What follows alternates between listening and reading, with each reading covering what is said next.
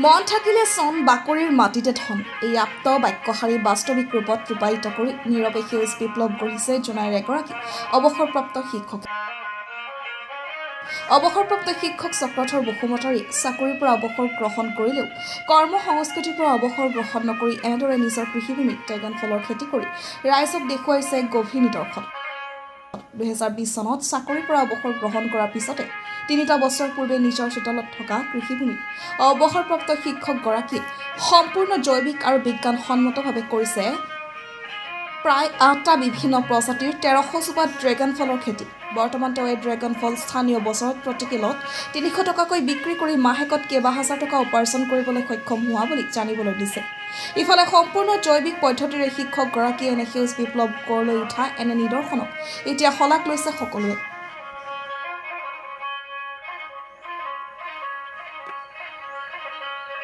মোৰ নাম শ্ৰী চক্ৰধৰ বসুমতাৰী। মই ড্ৰাগন বাগানটো যোৱা 2022 চনত আৰম্ভ কৰিলোঁ। তাৰপিছত 23 চনৰ মে' মাহত প্ৰথম ফুল ধৰিলে আৰু এই বছৰ এই 23 চনত প্ৰায় এনে 20 কিলোমান প্ৰডাকশ্যন হৈছিল প্ৰথম হিচাপে, আৰু প্ৰথম হিচাপে গুটিবিলাক সৰু হয়। এইবাৰ 2024ত এপ্ৰিল মাহৰ 8 তাৰিখে ফুল ধৰিলে। তাৰপিছত এতিয়া ফলবিলাক বিশেষ 250-ৰ পৰা 400-500লৈকে হৈছে। মোৰ বৰ্তমান 1.5 বিঘাৰ অলপ বেছি হ'বগৈ পাৰে। প্ৰায় 1300 মান জোপা এতিয়া আছে। গুটি লগাটো 800 মান হ'ব। গুটি নলগাও আছে, যিবিলাকে ডাঙৰ হ'ব পৰা নাই।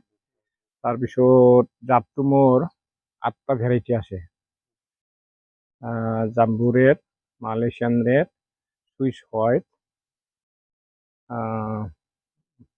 মাৰাক্কান red, Israeli yellow, pink, Taiwan pink, আৰু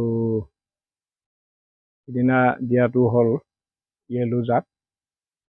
তাৰপিছত এটা হ'ল চুইচ চুগাৰ ড্ৰেগন, আৰু এটা লিচা। ইয়াৰ ভিতৰত লিচা আৰু চুগাৰ ড্ৰেগন দুইটাতো ফুল ধৰা নাই, বাকী চবে ফুল ধৰিলে, ফলো কালেকশ্যনো হৈ গ'ল।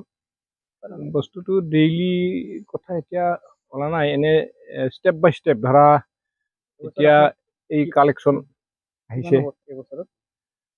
মোৰ আশা 2 কুইণ্টল হ'বগৈ লাগে, এতিয়া 50-40 যাব লাগে।